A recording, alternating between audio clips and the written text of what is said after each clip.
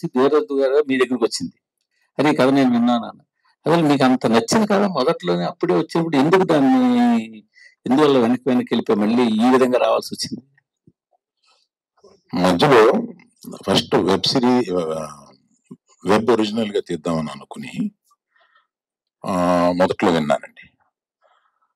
విన్నప్పుడు ఒక బడ్జెట్ ఏదో అనుకున్నాం, దానికి దీన్ని మంచి సినిమాగా అలా తీయడం ఇది కరెక్ట్ కాదు, మంచి యాక్టర్స్ కావాలి, దీన్ని సినిమాగానే తీద్దాం అని అప్పుడు పాజ్లో పెట్టాం. ఆ సినిమాగానే తీద్దాం అనుకున్నప్పుడు అప్పుడప్పుడు ఈయన కనపడుతున్నారు, నేను అడుగుతూనే ఉన్నాను. ఈ మధ్యలో ఇద్దరం తీద్దామని ఇంకో కథ మీద కూడా వర్క్ చేశాం. దానికన్నా ఈ కథ బాగుంటది కదా అని దీన్ని తీసుకున్నాం. అట్లా జరిగింది అది. సో జరగాల్సి ఉంది అట్లా. సరే, మీరు ఇప్పుడు ఈ స్టేజ్ మీద మమ్మల్ని చూస్తుంటే ఆ మధ్యన ఓ స్టేజ్ మీద బండ్ల గణేష్ మీ గురించి మంచిగానే మాట్లాడుతున్నా కొంచెం లాస్ట్ మినిట్ లో వచ్చి క్రియేట్ తీసుకుంటారు అనేది మళ్ళీ గుర్తు వస్తుంది. మీరు ఆ మాటలకి బాగా ఫీల్ అయ్యారని ఇన్సైడ్ వర్గాలు పోగొట్ట మీరంతా మీరే ఉంటారు. నేను ఈ సమాధానం చెప్పడానికి నాకు స్థాయి ఉంది, చెప్పట్లేదు. అరవింద్ గారు సార్ ఇందాక సార్ వాళ్ళందరూ ఏంటంటే మాకు నైబర్స్ లాంటి వాళ్ళు, రోజు పొద్దున్నే కనపడుతూ ఉంటారు, పొద్దున్నే సాయంత్రం ఆఫీస్కి వెళ్ళేటప్పుడు. మీరేంటంటే గెస్ట్ ఎప్పుడో కానీ రారు, పైగా దూరం చుట్టూ అనమాట, అది గమ్మున దొరకరు. చెప్పండి. సీట్లన్నీ వేసారు, సెంటర్ సీట్ తీసుకున్నాను.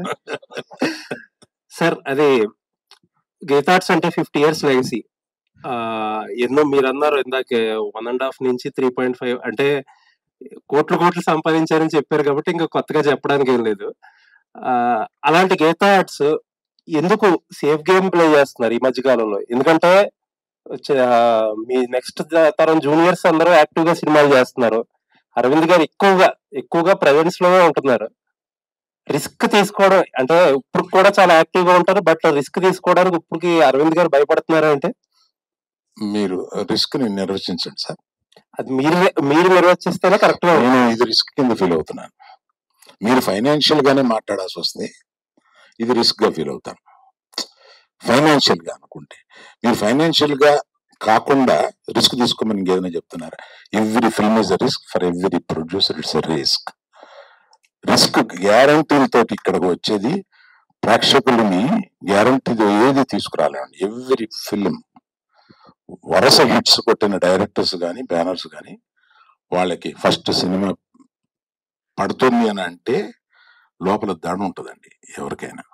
సో రిస్క్ కి నిర్వచనం వేరువేరుగా ఉంటుంది. అంటే మీరు స్ట్రైట్ గా 400, 500, 600 కోట్లు పెట్టి మీరు ఎందుకు సినిమా తీయటం లేదు అనే ప్రశ్న ఉంటే స్ట్రైట్ గా అడగండి. సరే చెప్పండి సార్, అలాగే చెప్పండి. పోనీ మీకు కాదు, ఇంకోళ్ళకి ఇద్దాం.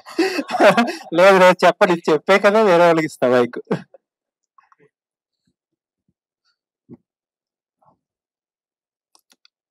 అర్జున్ తోటి చరణ్ తోటి తీయాలండి, తీసి రెమ్యునరేషన్ ఇవ్వాలి, అది ఇంటికే వస్తుంది. బయట వాళ్ళు ఇస్తే ఇది ఇంటికే వస్తుంది. నాది నేను ఇచ్చుకోవడం కన్నా బయట వాళ్ళు తీసుకుని కలెక్ట్ చేస్తే బాగుంటుంది అనుకుంటారు. Right sir, thank you. Aravind garu, మీరు ప్రమోషన్ ఉన్నారంటే ఏదో రకంగా దాన్ని వైరల్ చేస్తారు, కాకపోతే ఒకటి మాత్రం మిస్ అవుతున్నాము. ఈ ప్రమోషన్స్ లో ఎక్కడా కూడా మీ డాన్స్ చూడలేకపోయాం మేము. రష్మిక ఉంటే చేసేవాడిని. అయితే మీ బ్యానర్ లో నెక్స్ట్ అల్లు అర్జున్ గారిది సరైనోడు 2 అని చెప్పేసి ఒక వార్త హల్చల్ చేసింది. సో ఇందాక ఇప్పుడు మీరు అన్నారు కదా బయట వాళ్ళతో చేయాలనుకుంటున్నానని చెప్పి, బట్ ఆ సినిమా మాత్రం ఖచ్చితంగా గీతార్ట్స్ లోనే జరిగే అవకాశం ఏమైనా ఉందా? ఆ సినిమా అంటూ తీస్తే గీతార్ట్స్ లో జరిగే అవకాశం ఉందండి. రాహుల్ గారు బేసిక్ గా ఒక కొత్త డిఫరెంట్ పాయింట్ టచ్ చేసినప్పుడు రిలీజ్ తర్వాత అప్రిషియేషన్ అనేది వస్తుంది డైరెక్టర్ గానీ మేకర్స్ కానీ. లైక్ ఈ సినిమా గురించి మీరు అన్నట్టు కొంతమంది చూసారు, ఇండస్ట్రీలో కూడా మాట్లాడుకుంటున్నారు, ఏదో డిఫరెంట్ పాయింట్ టచ్ చేశాడు, చాలా బాగుంది, క్లైమాక్స్ చాలా బాగుందని. సో అప్రిషియేషన్ వస్తుంది, రిలీజ్ కి ముందే మీకు వచ్చేసింది. సో ఎలా ఫీల్ అవుతారా ఆ పాయింట్ గురించి? ఇదంతా ఇప్పుడు రిలీజ్ కి ముందే ఇంతమంది మాట్లాడడం, ఇండస్ట్రీలో కూడా మాట్లాడుకోవడం. అంతే అంతే నిజంగా. అంటే ఒకటేనండి, మా ప్రొడ్యూసర్స్ అది ఫస్ట్ డేనో, సెకండ్ డేనో, థర్డ్ డేనో ఏదో ఒక రోజు నాకు ఫోన్ చేసి ప్రాఫిట్ లో ఉన్నామని చెప్పేంత వరకు టెన్షన్ అయితే పోదండి. That is the most important thing. నమ్మి డబ్బులు పెట్టిన ప్రొడ్యూసర్స్ కి డబ్బులు తిరిగి రావాలి. సో అప్పటి వరకు ఖచ్చితంగా టెన్షన్ ఉంటుంది. అండ్ అంతకన్నా ఆ, జనాల దాకా ఇంకా వెళ్ళలేదు కదా. సో జనాల దాకా వెళ్ళేటప్పుడు వాళ్ళ రియాక్షన్ ఏముంటుంది, వాళ్ళు ఎలా రిసీవ్ చేసుకుంటారనే టెన్షన్ అయితే ఎప్పుడు ఉంటుందండి. So waiting for the release. But ఒక తృప్తి కూడా ఉంది. అరవింద్ గారు చెప్పినట్టు audience centric approach to film making అని ఉన్నప్పుడు మన చేతుల్లో అసలు ఏమీ ఉండదు. ఆ ఫ్రైడే రోజే మనకు తెలుస్తుంది. ఎందుకంటే వాళ్ళకి నచ్చాలని పాయింట్ తో మాత్రమే సినిమా తీసాం. బట్ ఇక్కడ story centric approach to film making కూడా ఉంది. సో ఒక చిన్న సాటిస్ఫాక్షన్ అయితే ఉంది. ఏంటంటే రష్మిక నేను కూడా అదే మాట్లాడుకున్నాం. Somewhere one we really hope that people love the film, they give us love and appreciation. More than that ఈ సినిమా గురించి వాళ్ళు డిస్కస్ చేస్తారు, డిబేట్ చేస్తారని కోరుకుంటున్నాం. బట్ అరే ఈ స్టోరీ చెప్పాలనుకున్నాం, ఇది తీసేసాం, ఇంకా ఇప్పుడు బయటికి వెళ్తుంది అనే సాటిస్ఫాక్షన్ కూడా ఉంది. సో యూజువలీ సినిమాలు అంటే ఆ తృప్తి కూడా ఉండదు, టెన్షన్ ఒకటే ఉంటది. ఇక్కడ ఆ తృప్తి ఉంది, బట్ అఫ్ కోర్స్ టెన్షన్ కూడా ఉందండి. మీరు తీసిన చీలాస్ నాకు చాలా ఇష్టం. Thank you. You know that. All the very best అండి. Looking forward. Thank you bro, thank you so much. Rahul garu, అంటే ఉమెన్ పాయింట్ ఆఫ్ వ్యూ నుంచే ఈ కథను తీసుకోవడం జరిగిందా? రియలిస్టిక్ ఇన్సిడెంట్స్ ని కూడా బేస్ చేసుకుని ఈ కథను రాయటం జరిగిందా? ఎట్లా? అఫ్ కోర్స్ అండి, చాలా రియలిస్టిక్ ఇన్సిడెంట్స్ ఉన్నాయి. అంటే ఇద్దరి మధ్య జరిగే స్టోరీనే అండి. Okay, so it's a relationship drama. Relationship అన్నప్పుడే ఒక ప్రొటాగనిస్టే కాదు, ఇద్దరి మధ్య జరిగే స్టోరీ. బట్ చెప్పిన పాయింట్ ఆఫ్ వ్యూ ఈ అమ్మాయి క్యారెక్టర్ పాయింట్ ఆఫ్ వ్యూ, అంతే తేడా. సో అసలు ఒక అమ్మాయి చుట్టే స్టోరీ జరుగుతుంది అన్నట్టయితే కాదు. ఈ అమ్మాయి క్యారెక్టర్ ఎంత ఇంపార్టెంటో అంతే ఇంపార్టెంట్ దీక్షిత్ క్యారెక్టర్ సినిమాలో. రాహుల్ గారు, నో చెప్పాలి అని చెప్పి ఒక పాయింట్ చాలా మంది మాట్లాడుతుంటారు. అమ్మాయిలు నో చెప్పలేరు అని చెప్పేసి చాలా విషయాల్లో. సో అట్లాంటి చాలా పాయింట్స్ ని ఈ కథలో మీరు ఏమన్నా డీల్ చేయడం జరిగింది? అట్లా చెప్పకుండా చెప్తాను. మీరు చూడండి. Yes there are. అంటే ఈ సినిమా ఎలాంటి టాపిక్స్ డీల్ చేసామంటేనండి, అసలు కోట్ల ఫ్యామిలీస్ లో ఒక ఫ్యామిలీకి జరిగే చాలా విచిత్రమైన ఒక స్టోరీ అన్నట్టు ఏం కాదు.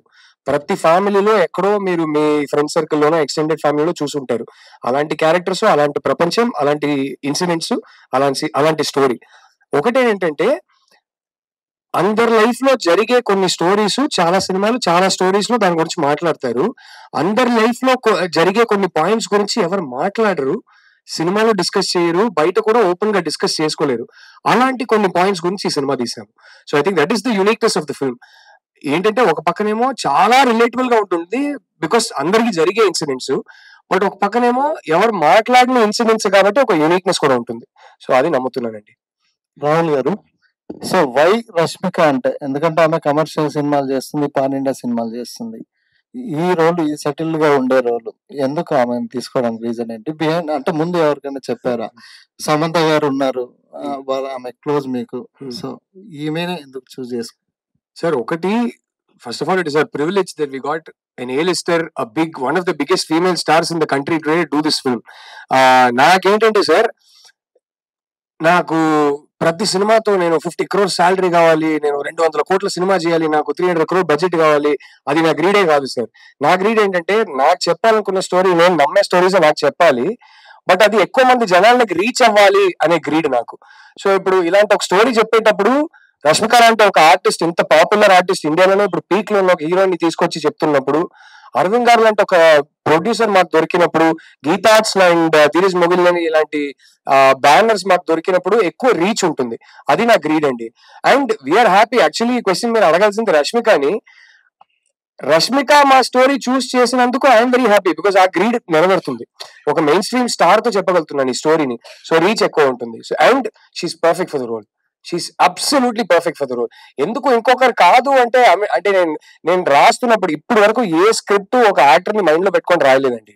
స్క్రిప్ట్ ఫస్ట్ రాసేస్తా, స్టోరీ మోస్ట్ ఇంపార్టెంట్. అది ఆనెస్ట్ గా, ఆర్గానిక్ గా ఉండాలి. ఎవరినో మైండ్ లో పెట్టుకొని రాయడం నాకు రాదు. అదొక స్కిల్ సెట్, అది నేను డెవలప్ చేసుకోవాలి. ఇప్పుడు దాకా లేదు. బట్ స్క్రిప్ట్ రాసుకున్న తర్వాత ఎవరు షూట్ అవుతారని డిస్కస్ చేసి అరైవ్ చేసిన ఒక డెసిషన్ అంతే.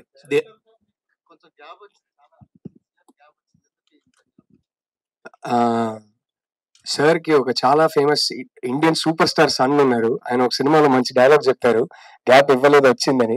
అంతే, అదే జరిగింది. ధీరజ్ గారు ఈ క్వశ్చన్ ప్రొడ్యూసర్ ధీరజ్ కాదు, డిస్ట్రిబ్యూటర్ ధీరజ్కి. సార్ జనరల్ గా అంటే సినిమా ఇంకా అయిపోయింది, ప్రమోషన్స్ అయిపోయినాయి ఆల్మోస్ట్, ఒక రోజులో రిలీజ్, ఇంకా మేబీ రేపు ప్రీమియర్ కూడా వెళ్తారు అనుకుంటా మీరు. సో ఒక బిగ్గెస్ట్ ఫీమేల్ సూపర్ స్టార్ ఉన్నారు మీకు సినిమాలో, కంటెంట్ కూడా అరవింద్ గారి దగ్గర నుంచి అందరూ కూడా స్టాంప్ వేసి పంపించారు, మంచి కథ మంచి కథ అని ఊరిస్తున్నారు. మీరు ఇప్పుడు వరకు ఇచ్చిన కంటెంట్ లో, మీరు చేసిన ప్రమోషన్స్ లో ఎంతవరకు సక్సెస్ఫుల్ గా సినిమాని ఆడియన్స్ లోకి తీసుకెళ్ళామని అనుకుంటున్నారు? డిస్ట్రిబ్యూటర్ గానే చెప్పండి, ప్రొడ్యూసర్ గా వద్దు. అంటే మేము చేయాల్సిన ఎఫర్ట్, మేము పెట్టాల్సిన ఎఫర్ట్ మాక్సిమం పెట్టాం సార్. బట్ నేను ఒకటి బిలీవ్ చేసేది ఏంటంటే, మేము చేసే ప్రమోషన్ తో రీచ్ ఎంత వెళ్తుంది కన్నా సినిమా ఒక షో పడితే దాని రీచ్ 100 times ఉంటుంది అనేది ఫస్ట్ నుంచే నా నమ్మకం సార్. కానీ అలానే మనం ప్రమోషన్ చేయకుండా ఉన్నాం కదా, మేము పెట్టాల్సిన ఎఫర్ట్ మాక్సిమం పెట్టాము, ఆడియన్స్ దగ్గరకు తీసుకెళ్తున్నాము. షో పడ్డాక అది 100 times యాంప్లిఫై అవుతుంది సార్, అది నా నమ్మకం. All the best. Thank you. Aravind garu ఇక్కడ సార్, బేసికల్లీ ఇప్పుడున్న తెలుగు ట్రెండ్ అంటే తెలుగు సినిమాల ట్రెండ్ ప్రకారం చూస్తే గనక స్టోరీ ఉన్నా లేకపోయినా ఎలివేషన్స్, ఒక 4 సాంగ్స్, 4 ఫైట్స్, తల నరికే సీన్స్ కావచ్చు, వీటి మీద ఎక్కువ డిమాండ్ ఉంది ప్రెసెంట్ మనం సక్సెస్ అవుతున్న కమర్షియల్ గా కూడా సినిమాలు చూస్తే. బట్ మీరు ఒక ఫిమేల్ సెంట్రిక్ మూవీని తీసుకొస్తున్నారు, ఇది కమర్షియల్ గా కూడా సక్సెస్ అవ్వాల్సి ఉంది, ఎందుకంటే అయితేనే నెక్స్ట్ వచ్చే మూవీస్ ఉంటాయి. సో కమర్షియల్ గా సక్సెస్ పరంగా ఎట్లాంటి డీల్ చేస్తున్నారు మార్కెట్ తోటి? మీ ప్రశ్నగా చేయండి దాన్ని, స్టేట్మెంట్ కాకుండా ఒక ప్రశ్నగా చేస్తే నేను సమాధానం చెప్పడానికి బాగుంటుంది. సరే, మీరు అలా అనుకుని కూడా చెప్పొచ్చు, ప్రాబ్లం లేదు. మీ క్వశ్చన్ అంటే యాక్చువల్లీ కమర్షియల్, ఇప్పుడు మనం పరదా సినిమా చూసి, అంటే మూవీస్ నేమ్స్ ఇక్కడ చెప్పకూడదు, ఫిమేల్ సెంట్రిక్ మూవీస్ ఏవైతే ఉన్నాయో, హీరోయిన్ ఓరియంటెడ్ మూవీస్, వాటిని కమర్షియల్ గా తీసుకెళ్ళడానికి చాలా రిస్క్. అది ప్రొడ్యూసర్స్ కావచ్చు, ఎంత మంచి సినిమా అయినా, ఎంత పెద్ద స్టార్ హీరోయిన్ ఉన్నప్పటికీ కూడా. సో కమర్షియల్ గా ఈ సినిమాని ఎట్లా వర్కౌట్ చేసుకోవడానికి ఎలా డీల్ చేస్తారు అని అడుగుతున్నాను. మీరు కోర్టు సినిమా చూశారు కదా, కమర్షియలా కాదు, కంటెంట్ నచ్చింది, కంటెంట్ నచ్చి కనెక్ట్ అయితే తప్పనిసరిగా చూస్తారని నమ్ముతాం. That's all. Okay, great. Rahul గారు, సో ప్రెసెంట్ ఏదైతే జనరేషన్ ఉందో వాల్యూస్ పరంగా చాలా తగ్గుతుంది అనేది, ఫ్యామిలీస్ పరంగా కావచ్చు, బయట లవర్స్ అవునా ఎవరైనా కానీ ఉంది, ఆ టాక్ అనేది వినిపిస్తుంది కదా మనకి. సో ఇప్పుడున్న జనరేషన్ కి వాల్యూస్ పరంగా ఎట్లా యూజ్ అవుతుంది అంటారు? ఎందుకంటే ఇదంతా కూడా విమెన్ సెంట్రిక్ లాగే అనిపిస్తుంది వన్ సైడ్ లో, బట్ ఆయన రోల్ ని మనం పక్కన పెట్టలేము. అది లాస్ట్ లో హీరోయిన్ నో చెప్తుందా లేకపోతే ఏమవుతుంది అనేది పక్కన పెడితే వాల్యూస్ పరంగా ఎలా ఉండబోతుంది? ఈ సినిమా ఏ టైప్ సినిమా అంటే, ఈ సినిమా డీల్ చేసే టాపిక్స్ ఎలాంటిదంటే 10 ఏళ్ల ముందు కూడా రెలవెంట్, ఇవాళ కూడా రెలవెంట్, నాకు తెలిసి 10 ఏళ్ళ తర్వాత కూడా రెలవెంట్ ఉంటది. కొన్ని టాపిక్స్ ఒక అమ్మాయి ఒక అబ్బాయి మధ్యలో ఉన్న రిలేషన్షిప్ లో కొన్ని టాపిక్స్ కాంటెక్స్ట్ ఎలా ఉంటాయంటే, ఒక 5 years ఒకసారి జనరేషన్ బట్టి మారుతూ ఉంటుంది. కొన్ని టాపిక్స్ ఎలా ఉంటాయంటే అది ఎప్పటికీ మారవు. ఈ సినిమా ఎప్పటికీ మారని ఆ టాపిక్స్ గురించి. So I don't think that will be an issue for us. And ఈ జనరేషన్స్ కి వాల్యూ తగ్గుతుందని అయితే నేను చెప్పనండి. అంటే ఒక్కొక్క జనరేషన్ కి ఒక కల్చరల్ కాంటెక్స్ట్ వేరే ఉంటది, వాళ్ళ మైండ్ సెట్ వేరు. సో మన జనరేషన్ లో ఉన్న కొన్ని వాల్యూస్ వీళ్ళకి పోయాయి అనిపించినప్పుడు వాల్యూస్ తగ్గిపోయాయని అనుకుంటాం, బట్ వాళ్ళ మైండ్ సెట్ వేరు. I think we should first make an effort to understand them rather than judge them. So it is a film that doesn't judge this generation at all. It tries to understand them. So sir, Aravind garu, మీరు అడిగిన దానికి extension చెప్తాను. Question is very good. ప్రతి ఇంట్లోనూ 10 ఏళ్ల క్రితం, 20 ఏళ్ల క్రితం, 10 సంవత్సరాల తర్వాత కూడా జరిగే విషయాన్ని ఇదివరకు మాట్లాడుకునే వాళ్ళం కాదు, ఇవాళ మాట్లాడుకుంటున్నాం. రేపు ఎలుగెత్తి మాట్లాడతాం. ఆ రేపు ఎలుగెత్తి మాట్లాడేది ఇవాళ మేము మాట్లాడుతున్నాం, అంతే. అంటే రాహుల్ గారు, ఇప్పుడు సార్ చెప్పారు కాబట్టి, అంటే ఇది ఎక్కడైనా జరిగిన సంఘటన సార్? అంటే ఏదైనా దీనికి రీజన్ ఏంటి అసలు? సార్ అంటే నేను హాస్టల్లో ఉన్నప్పుడు ఒక చిన్న ఇన్సిడెంట్ జరిగింది, బట్ దానికి సినిమాకి ఇప్పుడు సంబంధం లేదు. ఆ ఇన్సిడెంట్ అనేది నా కథకి సీడ్ అంతే. అక్కడ నుంచి ఒక థాట్ ట్రిగర్ అయ్యి అది కంప్లీట్లీ ఒక ఇమాజినరీ స్టోరీగా ఫామ్ అయింది. సో ఈ మొత్తం సినిమా ఒక జరిగిన ఇన్సిడెంట్ మీద బేస్డా అంటే కాదండి. సార్ అరవింద్ సార్, మొన్న ట్రైలర్ లాంచ్ లో మీరు విజయ్ దేవరకొండ గారిని ప్రీ రిలీజ్ ఈవెంట్ కి తీసుకొస్తా అన్నారు, కానీ ఈవెంట్ చేయట్లేదు, ఎందుకు సార్? రష్మిక రానప్పుడు విజయం వస్తా రష్మిక చూసి అదే కదా సార్, మీరు విజయ్ దేవరకొండ గారు తీసుకొస్తా అని చెప్పారు, సక్సెస్ ఫంక్షన్ తీసుకొస్తా అన్నారు. రష్మిక హీరోయిన్ గనక ఆయన్ని పిలిస్తే రెలవెంట్ గా ఉంటదని అనుకున్నాను. ఆమె లేనప్పుడు ఇంక రెలవెన్స్ ఏముంది. Okay sir. విజయ్ గారు అదే గీతా గోవిందం కాంబినేషన్ కాబట్టి పర్టికులర్ గా మా బ్యానర్ కి వాళ్ళిద్దరు కనెక్షన్ ఉంది కాబట్టి దాని మీద మాట్లాడుతున్నాను. రెలవెన్స్ అంటే మీరు మీ అర్థం తీసుకోవాలి. అంతేనా సార్? సార్ నేను విన్నాం అంతే. విన్నారు. అంటే సార్ ఒకసారి మమ్మల్ని అందరు కూడా అల్లు స్టూడియోకి తీసుకెళ్లారు లాంచింగ్ అప్పుడు. ఆ వర్క్ ఎంతవరకు అయిపోయింది సార్? ఎప్పుడు ఇక్కడ జరుగుతుంది? మన సంభాషణ గర్ల్ ఫ్రెండ్ తోటి ఆపుదామండి. అది ఎత్తితే దానికి నేను త్వరలో ఒక పెద్ద ప్రెస్ మీట్ అది పెట్టబోతున్నాను. నేను చేయబోయే అదర్ దెన్ సినిమా ఇంకేయో చేస్తున్నా. అందుకని అవన్నీ పెద్ద ప్రెస్ మీట్ పెట్టి నేషనల్ ప్రెస్ లో మాట్లాడతాను. ఓకే విజయ్ గారు, గీతా ఆర్ట్స్ మీ చేతుల్లో పెట్టడం ఎలా ఫీల్ అవుతున్నారు? బాధ్యతగా ఫీల్ అవుతున్నారా, బరువుగా ఫీల్ అవుతున్నారా? ఎలా ఉంది అసలు? బిట్ ఆఫ్ బోత్ అండి. రెస్పాన్సిబిలిటీ ఉంది, నర్వస్నెస్ ఉంది. బట్ అరవింద్ గారు ఉన్నారు, వాసు ఉన్నారు. So I think it's I have an advantage. Actually చెప్పాలంటే గీతా ఆర్ట్స్ అంటే సక్సెస్ కి మారిపోయారు. ఎగ్జాక్ట్లీ. దాన్ని ఆ లెగసీని కంటిన్యూ చేయాలంటే అందుకనే ప్రెజర్ అండి. విద్య గారు, ఇది ఉమెన్ సెంట్రిక్ మూవీ అనేది నో డౌట్. సో మీరు ఎక్కడ కనెక్ట్ అయ్యారు, ఎందుకు కనెక్ట్ అయ్యారు ఈ సినిమాకి? ఇది ఉమెన్ సెంట్రిక్ మూవీ అయినా అండి, I actually have a 17-year-old son. So ఇప్పుడు చాయిస్ లేదు but to become friends with children. వాళ్ళతో అలా ఉంటేనే what's happening in their life అని తెలుస్తుంది. ఇది వరకు 4 పీకి నోరు మూసుకుంటే వాళ్ళు మూసుకోరు ఇప్పుడు. So when you talk to them and they talk about girls, I feel I have a responsibility how they look at women, and the respect they give them and the way they treat them. I have a 5-year-old daughter also. So while conversations nunchi actually ఎంతో open గా ఉన్నారు ఈ generation compare to my generation అనేది మనకు కూడా అర్థం అవుతుంది. And how open they are and relevant to the current things and how they take care of వాళ్ళ స్కూల్లో ఫ్రెండ్స్ కానీ, వాళ్ళ చెల్లెళ్ళు కానీ, వాళ్ళ అక్కలు కానీ వాళ్ళు ఎలా చూసుకుంటున్నారు అనేది కూడా it is our responsibility. So I feel it is just not a women centric movie. I think it is a very powerful value we'll get from the movie. మీ కథ మీ రియల్ లైఫ్ కి ఎంతవరకు రిలేట్ అవుతుందండి? 100% you will relate and you will see a friend, a sister, a brother. నీకు అది తగలకుండా అయితే ఉండదు, అది 100% guarantee. Thank you ma'am. Aravind garu, Dikshit గారు, అరవింద్ గారు, రాంబాబు ఇక్కడ ఇట్స్ లెఫ్ట్ సైడ్.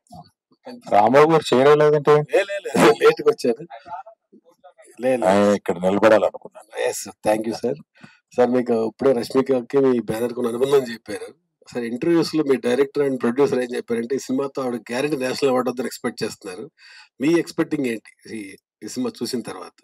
తప్పనిసరిగా ఆమెకి నేషనల్ అవార్డు వస్తుందని, ఆ ఫంక్షన్ నేను అటెండ్ అవుతానని అనుకుంటున్నాను. సూపర్. దీక్షిత్, యా,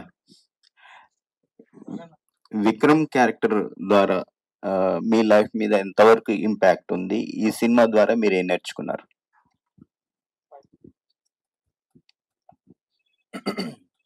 కొన్ని అంటే విక్రమ్ క్యారెక్టర్ చేస్తూ గర్ల్ ఫ్రెండ్ సెట్ లో రాహుల్ సార్ ని మీట్ అయిన తర్వాత కూడా కొన్ని విషయాలు మారిందండి. The way I see things has changed a bit. And I think మన యాక్టర్ లాగా ప్రతి క్యారెక్టర్ చేసినప్పుడు will not be the same.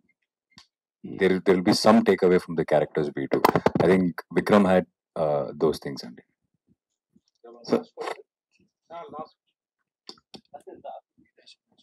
Heshamji, what kind of experiment you did for this girlfriend? I think it was very easy process working with Rahul Garu. Because the emotion he was trying to convey through the characters was purely romantic, and the conflicts that is happening in the film. So all the 4 songs that has the last song is going to come out today, which you all heard. Every song is very romantic romantically and deeply written, lyric wise and melody wise. So it was a very straightforward process. But having said this, after I watched the film, just like everyone has said, I'm actually in the world of Vikram and Bhuma. So music is only one aspect of the film, and I think Rahul has done a phenomenal job in making this into a cinema for the next couple of years. Which everyone will be talking. I'm glad to be part of the project. No, it was a very straightforward process. Yeah. So thank you media for your questions, and thank you so much team. And yes, Saturday 8 November 7th, the girlfriend like మీ మనలందరినీ పలకరించడానికి big screen మీద మిమ్మల్ని కలుసుకోవడానికి వచ్చేస్తుంది. And biggest support అందిస్తారని మనస్ఫూర్తిగా కోరుకుంటున్నాము. Thank you. This is Geeta Bhagat, today's event by Shreyas Media. Thank you so much. Like, share and subscribe LGTV. Thank you. LGTV ki like, share, subscribe cheyandi. Please like, share and subscribe to LGTV. Like, share, subscribe LGTV. Please subscribe to LGTV. Like, share, subscribe LGTV. Subscribe LGTV. Guys, please do subscribe LGTV. Have a good day. Thank you.